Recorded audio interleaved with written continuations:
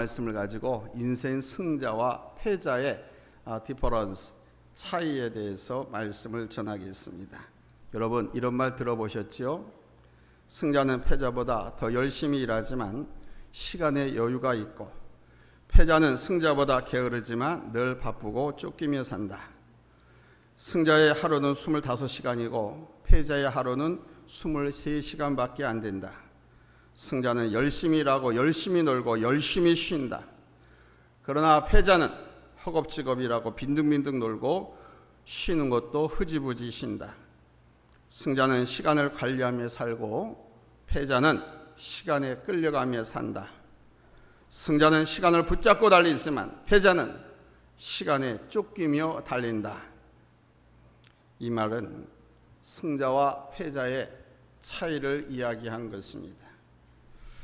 여기 있는 사람 모두 그 누구든지 패배자가 되기를 원하는 사람은 아무도 없습니다. 성공하기를 바라고 승리자가 된다고 하는 것은 모두의 바람이지요. 히브리어로 아자즈라고 하는 말은 강하다라는 뜻으로 전쟁이나 싸움에서 이긴다라는 의미를 나타냅니다.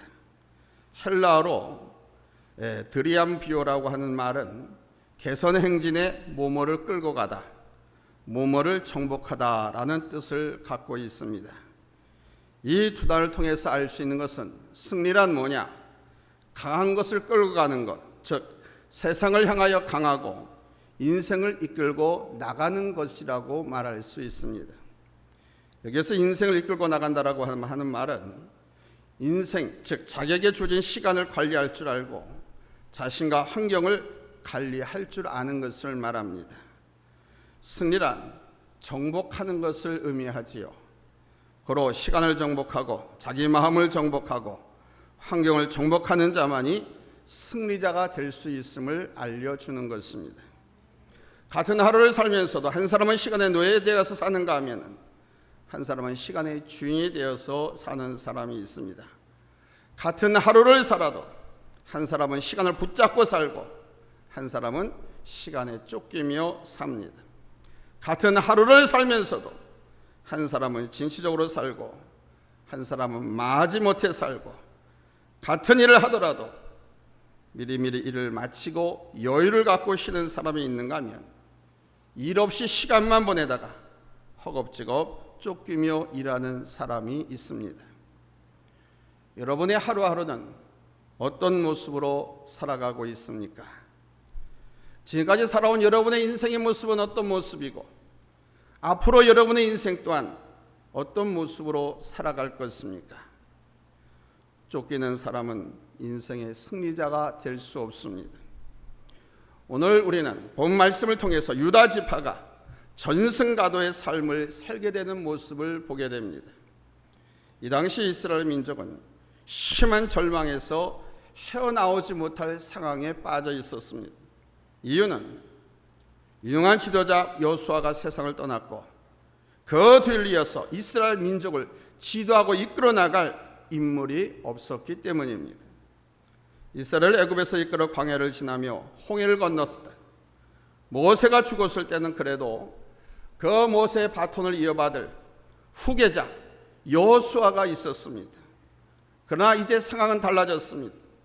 모세의 후계자 여호수아가 요단을 건너면서 이스라엘을 인도했지만은 그 여호수아가 죽은 후에는 그 뒤를 이을 만한 후계자가 없었습니다. 여호수아는 후계자를 안 키웠다는 겁니다. 그렇다면 지금 이스라엘에게는 큰 위기인 것이죠. 그러나 그럼에도 불구하고 우리 하나님의 역사는 여기서 중단되지 않았습니다. 여호수아의 뒤를 이을 후계자가 없었음에도 불구하고 이스라엘로 하여금 이기고 또 이기며 승리의 빵빠레를 불면서 진군하도록 하나님은 역사하시고 인도하셨습니다. 본문은 유다 지파가 전승가도에 승전고를 울리는 쾌거를 기록하고 있습니다. 본문 4절에서 7절 말씀에 보면은 유다가 배색에 올라가서 1만 명을 쳐 죽이고 가나안 사람과 보리 사람을 정복하고 승리하는 모습이 나옵니다. 그리고 또 8절에 보면은 유다 자손이 예루살렘을 쳐서 칼날로 그 사람을 치고 성을 불사르고 승전고를 울리는 모습이 나옵니다. 뿐만 아니라 9절로 10절에서는 산지와 남방과 평지에 거한 가나안 사람과 싸워서 이기고 헤브론까지 진군해서 그 땅을 정복하고 승리하는 모습이 나오고 있습니다. 뭐 산이라든가 평지에서든지 도성이라든지 골짜기든 어디든지 가는 곳곳마다 이스라엘 백성은 승리를 거뒀습니다. 유다 지파 행렬은 오직 승리요 환상이요 이기고 또 이겼던 것입니다.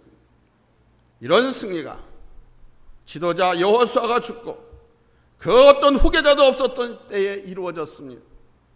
대단하지 않습니까? 그러면 여호와께서 이스라엘로 하여금 이토록 승리하도록 도우신 백성들의 자세가 어떠했는가를 알아보도록 하겠습니다. 그 민족의 위대한 지도자가 없는데도 불구하고 하나님께서는 백성들의 자세를 보고 도우셨다는 겁니다. 하나님의 도우심을 끌어당기는, 하나님이 간섭하시고 역사하시는 우리들의 자세는 어떠해야 하는가? 오늘 말씀을 통해서 잘 지도를 받으시고 큰 은혜 받으셔서 여러분도 일당백의 기도원의 300 용사 같은, 또는 오늘 본문에 나오는 성경의 이스라엘 민족과 같은 하나님의 감동을 불러일으키는 귀한 종들이 다 되시기를 예수님의 이름으로 축원합니다. 첫째, 이스라엘은 선발대의 중요성을 잘 알았다는 사실입니다. 여러분, 선발대가 얼마나 중요한지 아십니까? 생각해 보셨습니까? 본문 1절에 여호수아가 죽은 후에 이스라엘 자손이 여호와께 여쭈어 이르되 우리 가운데 누가 먼저 올라가서 가나안 족속과 싸우리까 하고 물었습니다. 하나님께. 지도자도 죽었고 이제 족과 꿀이 있는 가나안 땅의 그 원주민, 가나안 땅에 터를 잡고 사는 그 이방 민족들은 강하기 짝이 없어 천하로 호령할 만한 힘을 갖고 있는 족속들이 득실득실거리고 있습니다. 잘 훈련된 군인들과 군 무기들을 갖고 성벽을 쌓고 버티고 있습니다. 그러나 이스라엘은 그 절망의 환경을 거뜬히 이겨냈습니다. 의욕과 소망을 상실하지 않았습니다. 이런 환경일지라도 바로 하나님께서 역사하실 줄로 믿고 가장 먼저 서둘렀던 것이 뭐냐? 선발대를 결정하는 것이었습니다. 하나님께서 도우실 줄 알고 하나님께서 역사하실 줄로 믿고 선발대를 선발하는 것이었습니다. 누가 먼저 올라가서 가나안 족속과 싸우리까? 즉 이스라엘 민족은 자기 생명 위험을 무릅쓰고 먼저 나설 수 있는 사람을 찾은 것입니다. 몸으로 가득 찬 이 싸움, 누가 나설 것인가, 누가 시작할 것인가 하는 그런 문제입니다. 다시 말해서 이 위험한 임무를 수행할 총대맬 사람이 과연 누구냐 하는 것입니다. 이사야 6장은 소명장이라고 불려지고 있습니다. 여기 8절에 보면 하나님께서 탄식하는 소리가 들립니다. 내가 누구를 보내며 누가 우리를 위하여 갈꼬? 이 시대는 암울하고 어둠이 천하를 정복하고 다스리던 시대였습니다. 사람들은 부패했고 하나님을 향한 반역의 악행이 자행되던 희망이 없는 시대였습니다. 아무리 배 떵떵거리고 풍악을 울리고 잘 먹고 잘 살아도 하나님이 없으면, 하나님이 떠난 나라 민족은 망하게 되어 있습니다. 바로 이스라엘이 그런 시대였습니다. 이런 시대에 공통점이 있다고 하면 선지자를 때려 죽이는 일이 허다한 것입니다. 이런 상황에서 목숨 걸고 하나님은 돌에 맞아가면서 하나님 말씀을 선포할 일꾼을 찾고 계셨던 것이고, 이 일로 인해서 아무도 없자 하나님은 탄식하고 계셨던 것입니다. 이때 이사야가 대답했지요. Lord, I am here. Let me go. Lord, I am here. 주여, 내가 여기 있나이다. Let me go. 나를 보내소서. 당시 하나님의 말씀을 선포한다고 하는 것은 그 시대 군중들로부터 멸시와 조롱과 능욕을 당할 수밖에 없습니다. 요즘 목회자들처럼 성도들에게 대접을 받는 그런 시대가 아닙니다. 복음을 전하다가 매맞는 일이, 매맞아 죽는 일이 허다했습니다. 이런 시대에 하나님은 이사야와 같은 선발대를 찾고 계셨습니다. 그리고 선발대로 나선 이사야 선지자를 통해서 하늘나라의 대역사를 이루어 나가신 것입니다. 이 선발대는 오늘날 교회 안에서도 얼마나 중요한지 모릅니다. 희생을 감수하고 두 팔 걷어붙이고 남이 하지 않는 일을 자청해서 나설 수 있는 신앙이 모험이 있고 위험이 따르긴 하지만 제가 해보겠습니다 하는 이런 인물이 있어야 합니다. 나도 힘들지만 모두가 힘듭니다. 그러나 하나님 제가 해보겠습니다. 그것은 나서는 헌신자가 필요합니다. 하나님의 이름과 날 구원하신 예수 그리스도의 영광을 위해서 발벗고 나서는 하나님 나라의 선발대가 필요한 것입니다. 이런 일꾼을 중심으로 나아가면 교회는 이기고 또 교회는 승리하게 되는 것입니다. 환경이 열악하고 험난한 골짜기일지라도 일꾼으로 먼저 나설 수 있는 그 사람이 우리 교회에 있다면 우리 교회는 이기고 또 이기는 교회가 될 것이고 그분의 인생 역시 이기고 또 이기는 승리하는 신앙인이 될 것입니다. 두 번째로 유다는 동역자의 중요성을 잘 알고 있었습니다. 이스라엘 백성이 누가 먼저 올라가서 가나안 족속과 싸우리까 하고 질문했을 때 여호와께서 이렇게 말씀하셨습니다. 본문 2절에 유다가 올라갈지니라 보라 내가 이 땅을 그의 후손에게 넘겨주었노라. 손발대로 나서는 그 유다에게 땅을 주시겠다, 넘겨주었노라라고 말씀하고 있습니다. 주겠다가 아니라 이미 주었노라고 말씀합니다. 무기를 잡고 전쟁터에 나갈 선발대가 결정된 것입니다. 이 선발대의 결정은 다시 말해서 축복받을 자도 결정된 것입니다. 이때 여러분 3절에 유다가 하는 말을 잘 들어보십시오. 유다는 자기를 도울 협력자, 동역자가 필요하다는 것을 잘 알고 있었습니다. 그래서 그가 말합니다. 3절에 유다가 그의 형제 시므온에게 이르되 내가 제비 뽑아 얻은 땅에 나와 함께 올라가서 가나안 족속과 싸우자 그럽니다. 유다는 자기와 함께 싸워줄 동역자를 찾았고 이웃을 찾은 것이죠. 그런데 여기에서 우리는 아주 묘한 것 하나를 발견해야 합니다. 뭐냐? 유다는 이스라엘 민족의 12지파 중에서 가장 탁월한 지파였지만 시므온 지파는 가장 보잘것없는 작은 지파였다라는 사실입니다. 그런 지파를 향해서 지금 유다가 지명해서 부탁을 하고 있는 겁니다. 우리 인생의 동역자는 잘난 사람이건 못난 사람이건 인간과의 관계 속에서 이루어져야 합니다. 요즘 시대가 아주 우습게 돌아가고 있는 것을 보게 됩니다. 있는 사람은 있는 사람끼리 모이고 없는 사람은 없는 사람끼리 모입니다. 그러나 그것은 바람직하지 않지요. 우리는 서로가 이웃 아닙니까? 이웃입니다. 여러분 이웃이 누굽니까? 강도 만난 어려움에 처한 사람이 이웃이고 내 도움을 필요로 하는 사람이 이웃이라고 예수님 말씀하셨습니다. 여러분 돈으로 이웃이 되는 것이 아닙니다. 이웃은 있고 없고를 떠나서 예수님의 마음으로 만날 때, 예수님의 마음으로 볼 때 서로가 서로에게 이웃이 되는 것입니다. 그래서 교회에 오면 예수 안에서 다 형제자매가 되지 않습니까? 오늘 유다를 보니까 그 지파가 가장 뛰어난 지파, 월등한 지파였음에도 불구하고 가장 변변치 못한 한미한 심오한 지파를 이웃으로 초청하는 모습이 너무나도 아름답습니다. 유다가 시므온에게 하는 말이 3절에 나와 함께 올라가서 가나안 족속과 싸우자. 그리하면 나도 내가 제비 뽑아 얻은 땅에 함께 가리라 그럽니다. 이 말이 무슨 말입니까? 너는 나를 도와주라. 그러면 나도 너를 도와주겠다 그런 뜻 아닙니까?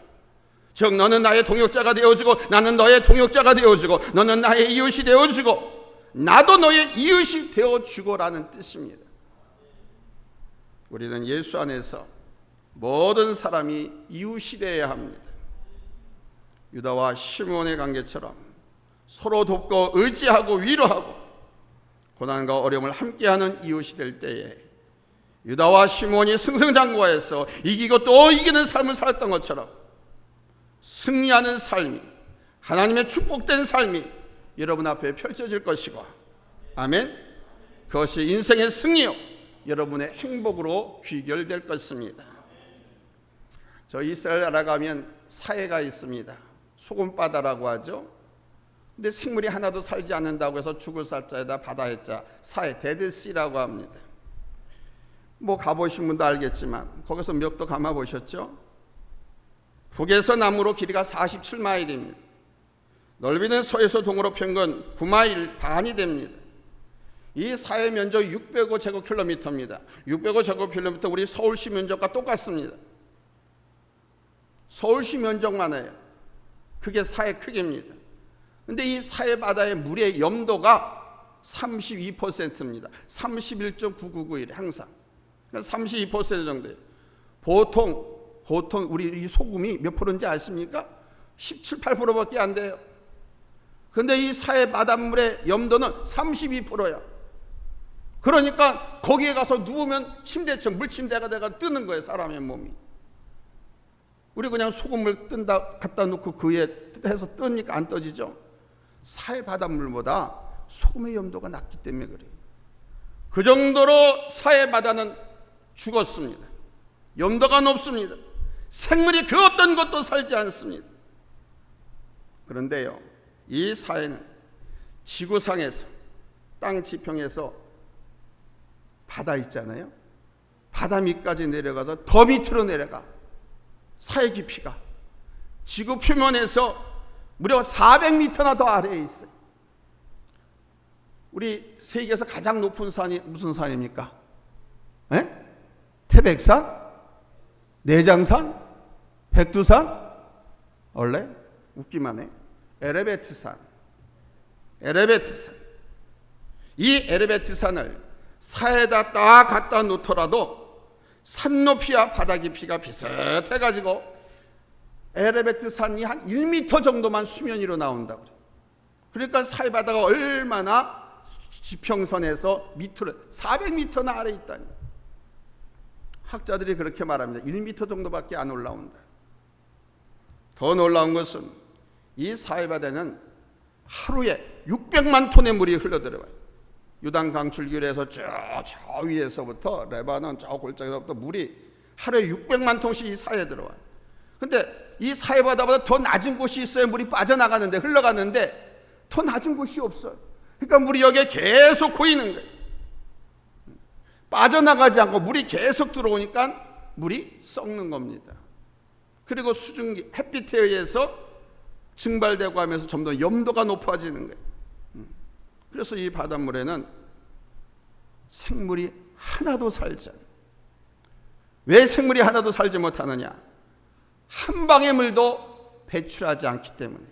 받기만 하고 자기만 먹고 남에게 나눠주지 않아요. 이웃 옆에 땅에도 못 나눠줘요. 나가는 데가 없어, 하나 한 방울도.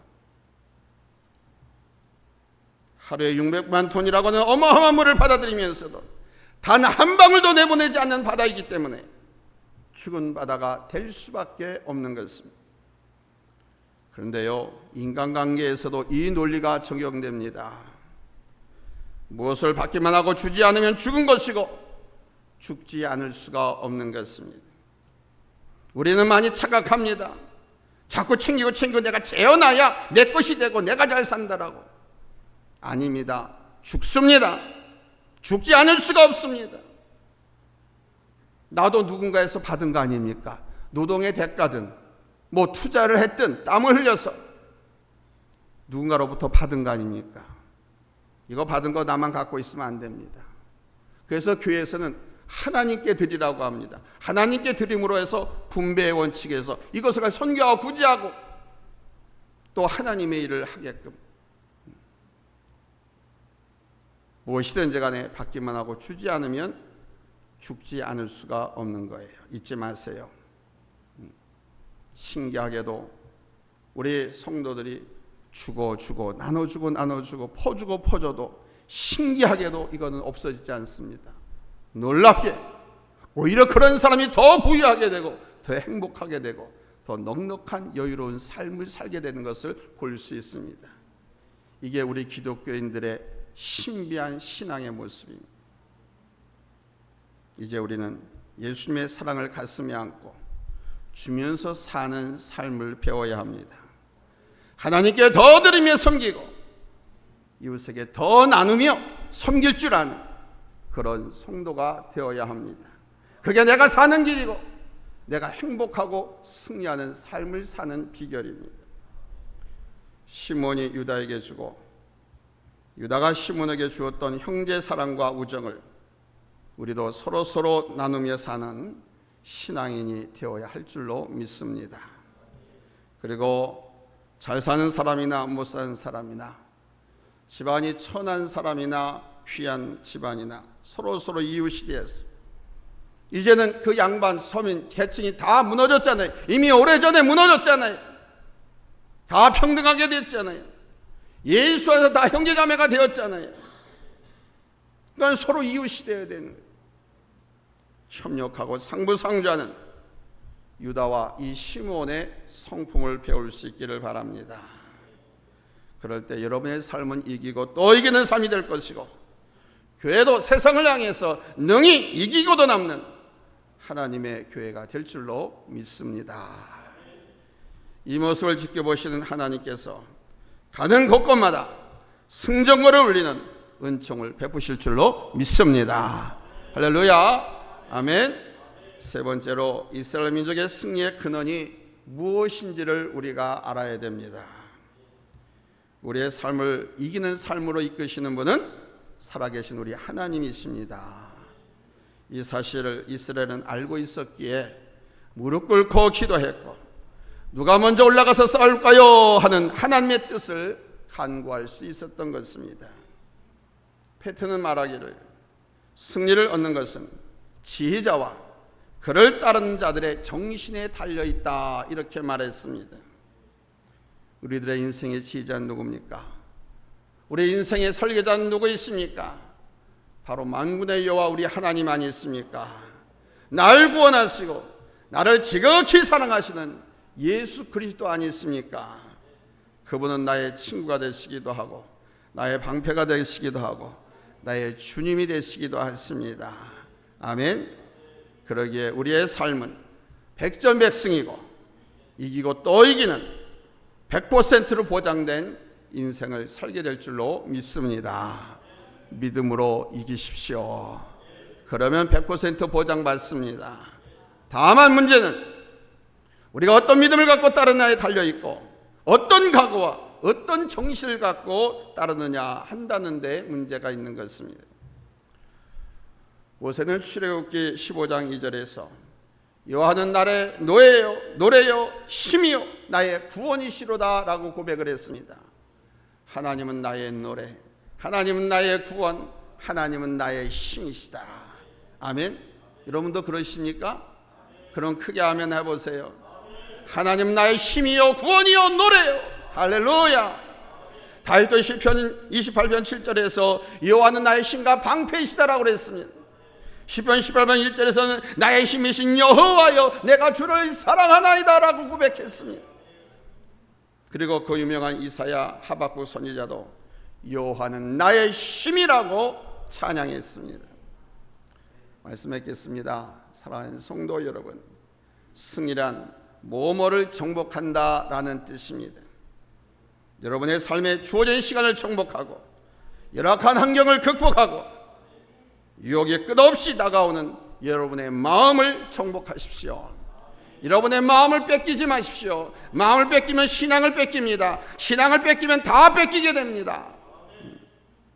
그리고 하나님의 도구로서 선발대에 자청하는 사람은 하나님이 이기는 삶으로 축복하실 것이고 이익과의 좋은 관계에서 믿음으로 인생을 살아가는 분들과 나의 힘은 여호와 하나님이라는 진리를 깨닫는 분은 반드시 이기는 삶을 살아갈 줄로 믿습니다. 살아계신 우리 하나님은 저와 여러분의 인생을 이기고 또 이기는 삶으로 무한하신 능력으로 인도해 나가실 줄로 믿습니다. 이 주님을 찬양합시다. 이 주님께 영광 돌립시다. 이 주님만 믿고 이 주님만 의지하면서 승리의 개선가를 부르면서 전진합시다. 하나 되어 전진합시다. 할렐루야. 하나 되어 기도합시다. 하나 되어 찬양합시다. 거기에 교회의 능력이 있습니다. 거기에 찬양의 능력이 나타납니다. 할렐루야. 기도하겠습니다.